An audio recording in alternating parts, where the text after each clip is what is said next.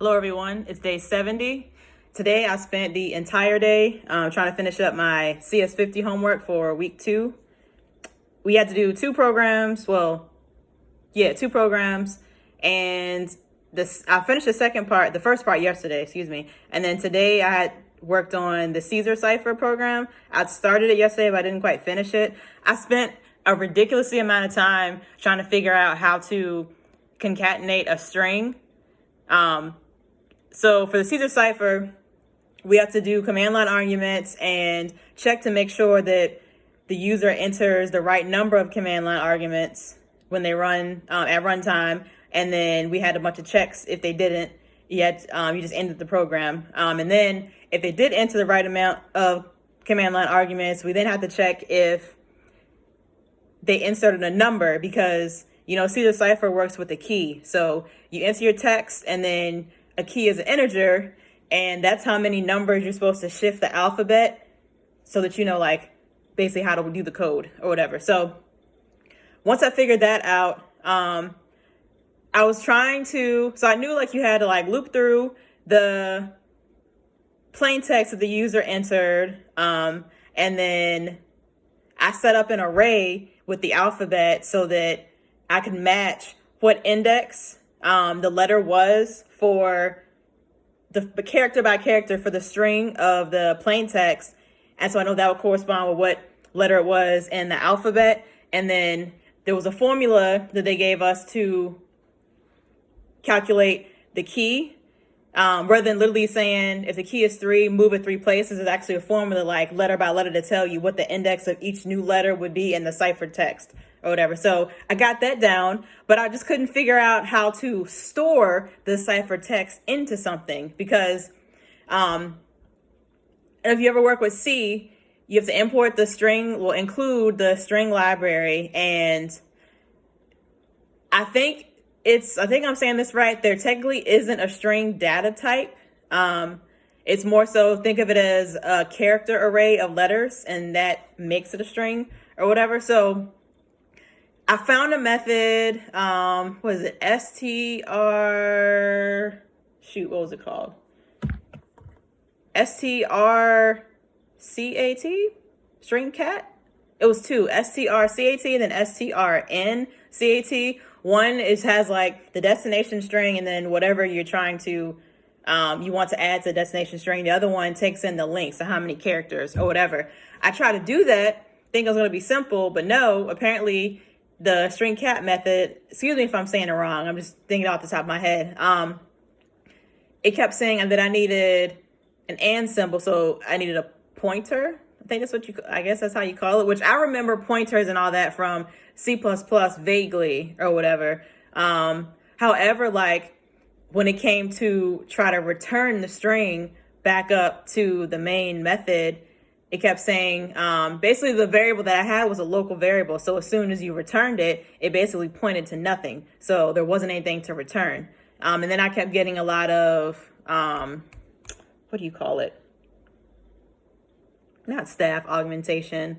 Something augmentation errors. Sorry guys, I can't think of the technical terms just off the top of my head. I should have wrote it down, but I didn't.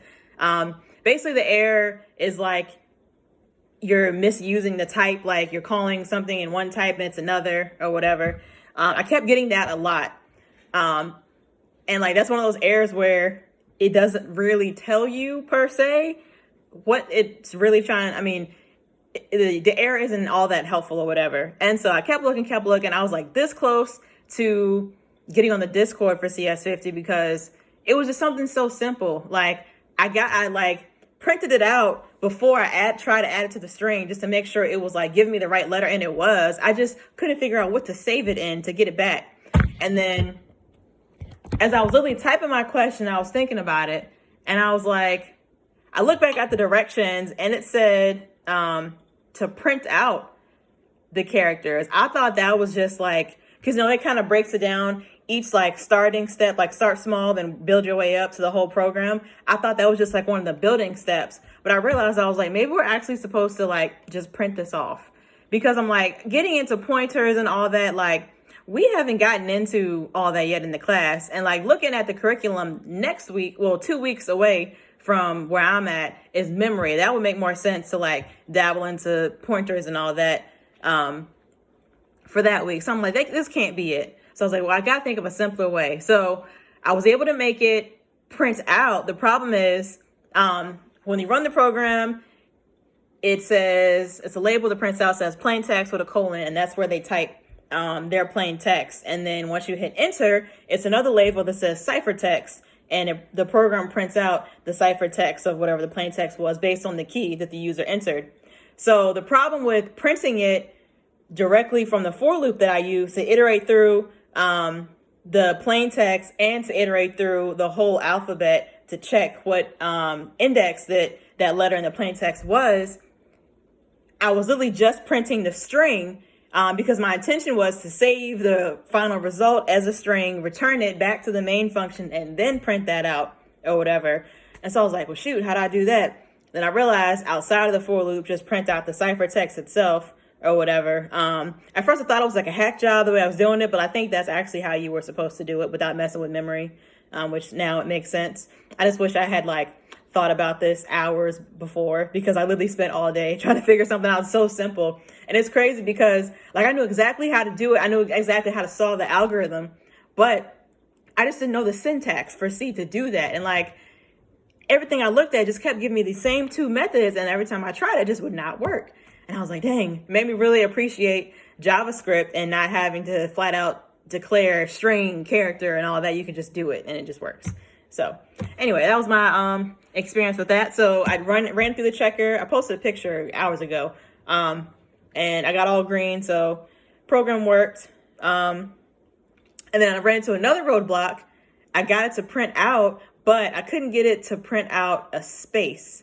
And I think I was doing like something stupid, and that's why I wasn't printing out a space. It was printing out either would leave the second word, like say your original text has spaces and all that, it would leave just the second word completely just off, or it would have like this giant gap between it. And I realized like instead of printing a space, I like printed a bunch of commas so I could visually see like how many spaces. And I realized my character array, it was iterating through the entire character array. And so wherever that space was, however many letters it had left to get through the array that it was going through, it was going through it. So I was like, ooh, use a continue statement. But that didn't work. It did the same thing. I realized I was like, I was thinking break would make you break completely out of the loop and just end. However, this was a nested for loop. So the break took you out of the inner for loop and back into the next iteration of the next for loop or whatever. So I finally got that to work. It was something else in the print statement that I did wrong, meaning it wasn't printing just one space rather than a whole bunch of them. But either way, I figured it out. But yeah, definitely was a mind bender. Like that was cool. Like I said, the actual algorithm really wasn't that bad. Especially they gave us the formula for it. It's just the syntax, like trying to translate what you know how to do in one language into another. Like it seems like it should be that simple, but like it's almost like I think I tweeted about it. I was like, it's like you're used to an Android all your life. No, you're used to an iPhone all your life, and finally someone just takes your phone and gives you an Android, and it just feels weird or whatever. So anyway. And I also look back because I was like, I feel like Caesar Cipher is something I've seen before.